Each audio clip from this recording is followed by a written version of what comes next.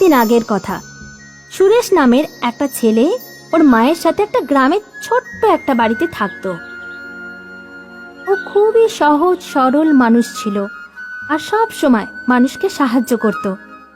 যখন ও ছোট ছিল তখন ওর বাবা মারা গিয়েছিল। তখন থেকে ওর মা লোকের বাড়িতে কাজ করে নিজের সংসার চালাতো আর ওর দেখাশোনা করত। সুরেশ ওর মাকে সাহায্য করতে চাইতো আর সব সময় মাকে কাজ ছেড়ে দিতে বলতো। মা, তুমি আর লোকের বাড়িতে কাজ করতে যেও না, আমি তোমাকে একটা কাজ খুলে দেবো। বাবা, তুমি এরকম বললে তো আর সংসার চলবে না। আমি জানি তোর খারাপ লাগে, কিন্তু কি করব বল বাবা, আমার তো উপায় নেই। ওর গ্রামে একটা ছেলে ছিল। রমেশ একটু চালাক গোছের ছেলে ছিল। ওর বাবার কাছে অনেক টাকা ছিল বলে ওর বাবার সব টাকা নষ্ট করে আড্ডা মেরে সময় কাটাতো। ও সব সময় সুরেশকে অপদস্থ করত আর ওর সাথে মজা করত। সুরেশ ওর কথায় খুব কষ্ট পেত। সুরেশ সব সময় ভগবানের কাছে একটাই প্রার্থনা করত যে ও যাতে এত টাকা রোজগার করতে পারে যাতে নিজের একটা নতুন বাড়ি কিনতে পারে আর মায়ের কাজ ছাড়িয়ে দিতে পারে। একদিন ওর মায়ের জন্মদিন ছিল। ও ওর মাকে একটা শাড়ি দিতে চেয়েছিল, কিন্তু ওর কাছে অত টাকা ছিল না যে ও ওর মায়ের জন্য একটা শাড়ি কিনতে পারে। তখন হতাশ হয়ে ও গ্রামের পাশের একটা জঙ্গলে চলে যায়।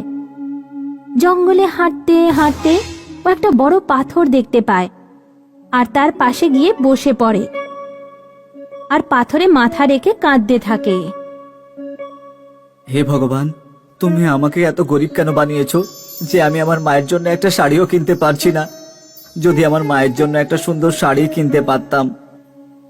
তখন একটা সুন্দর শাড়ি চলে আসে। শাড়ি দেখে ও অবাক হয়ে যায়। ও কিছুই বুঝতে পারছিল না যে ওই শাড়িটা কোথা থেকে এলো। তখন ও নিজের মনে মনে ভাবতে শুরু করে, আমার মনে হয় একটা ভগবানের চমৎকার হয়েছে, আমি বলতেই এই শাড়িটা এখানে চলে এলো। তারপর সুরেশ শাড়িটা তুলে নিয়ে যায় আর বাড়ি চলে আসে। বাড়িতে এসেই ওর মাকে শাড়িটা দেয়। শাড়িটা দেখেই ওর মা ওকে জিজ্ঞাসা করে, শাড়িটা তো খুব সুন্দর বাবা, কিন্তু তোর কাছে এত টাকা কোথা থেকে এলো? এটা তো অনেক দামি শাড়ি মনে হচ্ছে। তুই তো কোনো খারাপ কাজ করিসনি?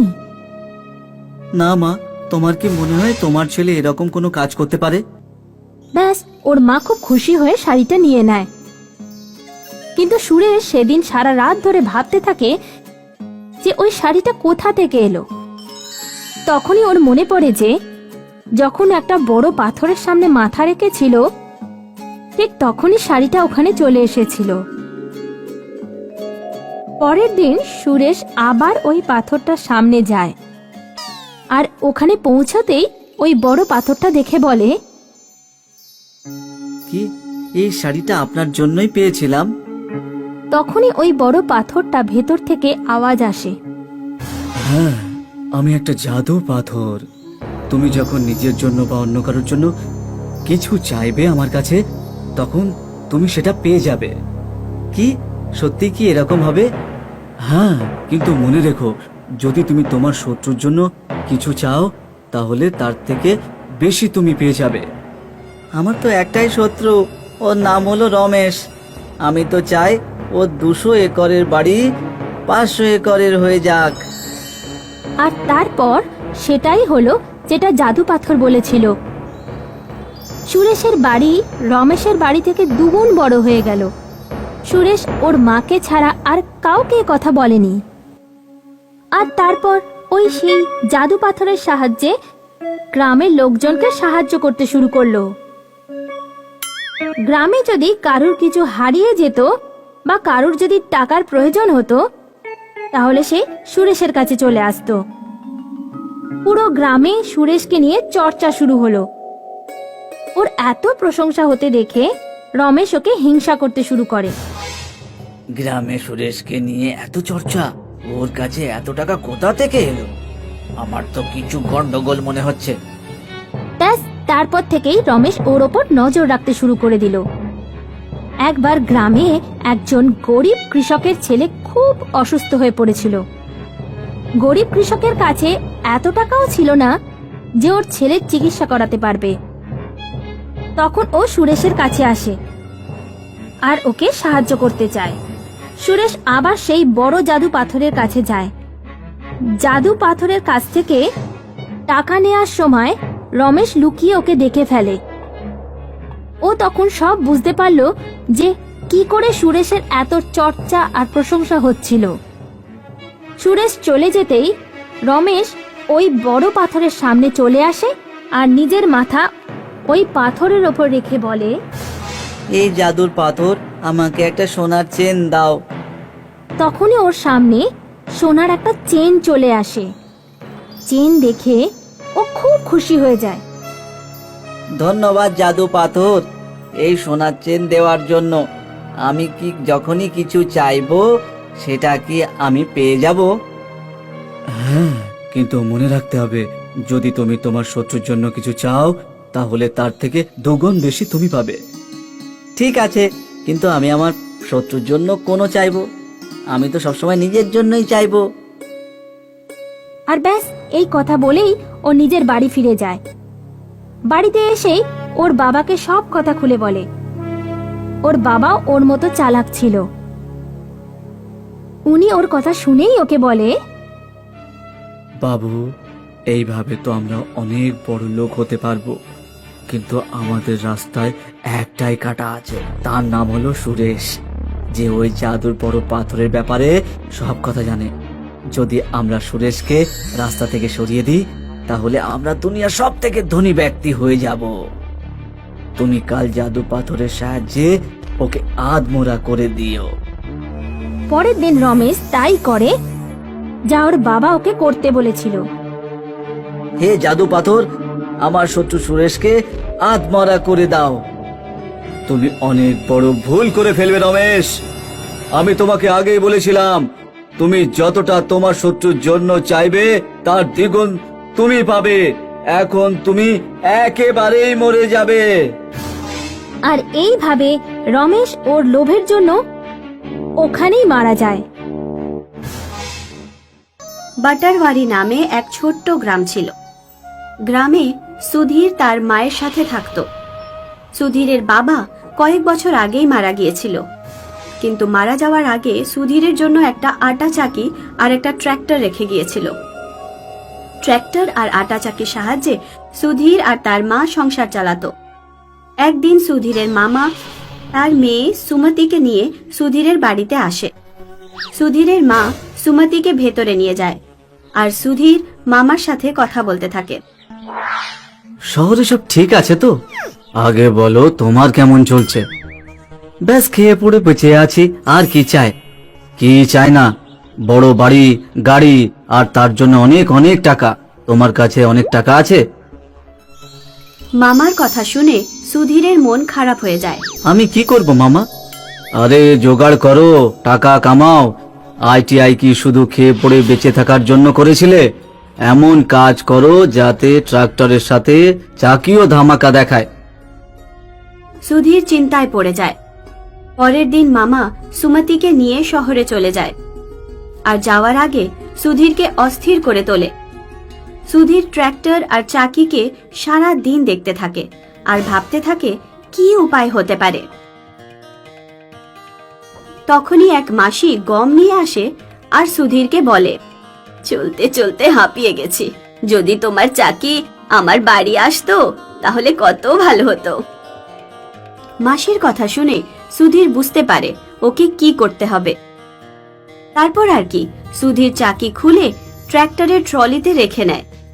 সুধীরের মা বাইরে আসে আর চাকি দেখে বলে, চাকি কোথায় নিয়ে যাচ্ছ? মা, তুমি সুমতিকে বউ করে আনতে চাও, তাই না? এক সপ্তাহ চুপ থাকো, আমি খেতে যাচ্ছি। এক সপ্তাহ পরে ফিরবো। আমার খাবার খেতে পাঠিয়ে দিও।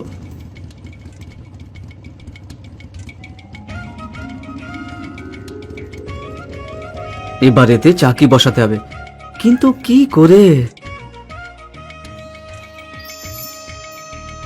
দিন রাত সুধীর কাজ করতে থাকে। এক এক দিন যেতে থাকে আর সুধীর এক একটা এক্সপেরিমেন্ট করতে থাকে আর সফলও হতে থাকে। এক সপ্তাহের মধ্যেই সুধীর ট্র্যাক্টরের মধ্যে চাকি ফিট করে ফেলে আর সুধীরের ট্র্যাক্টর আটা চাকি তৈরি হয়ে যায়। এবার এটা ট্রায়াল নেওয়া বাকি আছে। সুধীর ট্র্যাক্টর নিয়ে আসলে ওর মা বলে, চাকি কই, চাকি বেচে দিলি নাকি? এই ট্রাক্টরটাই চাকি আর চাকিটাই হলো ট্রাক্টর। মানে ট্র্যাক্টর আটা চাকি? হ্যাঁ হ্যাঁ, ট্রাক্টর আটা চাকি। সুধীর ট্র্যাক্টর আটা চাকির ট্রায়াল নিতে সোজা মাসির বাড়ি পৌঁছায় আর মাসিকে দেখে বলে, এই যে মাসি, চাকি তোমার কাছে এসেছে, গম নিয়ে এসো। কেন মজা করছো? এটা তো ট্র্যাক্টর। এটা ট্রাক্টর আটা চাকি, বাড়ি যাবে আর আটা পিষবে। মাসি গম নিয়ে আসে। সুধীর ট্র্যাক্টরের ডিজেল ট্যাঙ্ক ফুল করে তাতে গম ঢালতে থাকে। মাসি চেঁচিয়ে ওঠে, আরে ডিজেলে গম দিও না। মাসি, এটা ডিজেল ট্যাঙ্ক নয়, চাকির ট্যাঙ্ক। আর এই ট্রাক্টর আটা চাকি, ডিজেল নয়, সূর্যের আলোই চলে এটা। ওই দেখো, ট্রাক্টরের ছাদে সোলার প্লেট। মাসি তাকিয়ে দেখে যে সত্যি ট্র্যাক্টরের ছাদে সোলার প্লেট ছিল। সুধীর ট্র্যাক্টরের ট্যাঙ্কে গম ঢেলে ট্র্যাক্টরের পেছনে এসে পাত্র রেখে দেয়। এখন দেখো এটার কামাল। সুধীর চাবি ঘোরাতেই ট্র্যাক্টর আটা চাকি শুরু করে দেয় আর পাত্রে আটা পড়তে থাকে। আটা দেখে মাসি খুব খুশি হয়ে যায়। 2 সেকেন্ডে আটা? বাহ বাবা, এটা তো আটা নয়, পাউডার, এটা পাউডার। তারপর আর কি, ট্র্যাক্টর আটা চাকির কথা গোটা গ্রামে ছড়িয়ে পড়ে। লোকজন সুধীরকে কল করতে থাকে আর সুধীর মানুষকে হোম সার্ভিস দিতে থাকে। কাজ আর আটার কোয়ালিটি দেখে ও টাকাও বেশি পেতে থাকে। এরপর সুধীর আশেপাশের গ্রামে গিয়েও সার্ভিস দিতে থাকে আর ট্র্যাক্টর আটা চাকি বিখ্যাত হয়ে যায়। মিডিয়া সুধীরের বাড়িতে এসে সুধীর ইন্টারভিউ দেয় আর ট্র্যাক্টর আটা চাকির ডেমো দেখায়। তারপর আর কি, টিভির দৌলতে ট্র্যাক্টর আটা চাকির কথা দেশের কোনায় কোনায় ছড়িয়ে পড়ে। একদিন কয়েকজন অফিসার সুধীরের বাড়িতে আসে। আমরা আদিবাসী কল্যাণ মন্ত্রক থেকে এসেছি, ইন্টারভিউ দেখেছি আমরা। আপনি দুর্দান্ত কাজ করছেন, জঙ্গলে আদিবাসীদের বিদ্যুতের পাশাপাশি চাকি আর আটার সমস্যাও মেটাচ্ছেন। আমরা চাই আপনি 500টা আটা চাকি বানান। ট্রাক্টর আর চাকি ছাড়াও আমরা আপনাকে একটা টিম প্রোভাইড করব, ওদের শুধু আপনি গাইড করবেন। এই নিন অ্যাডভান্স 10 কোটি টাকা চেক। এটা দেখে সুধীরের খুশি আকাশ ছুঁয়ে পড়ে। এই কথা মামার কানে যেতেই মামা সুমতিকে নিয়ে সুধীরের বাড়িতে আসে আর বলে, সুমতি আজ থেকে এখানেই থাকবে, যখন তুমি সময় পাবে তখন বিয়ে করবে, কিন্তু সুমতি এখানেই থাকবে। এটা শুনে সুধীর আর তার মা খুব খুশি হয়। এইভাবে ট্র্যাক্টর আটা চাকি সুধীরের জীবন বদলে দেয়।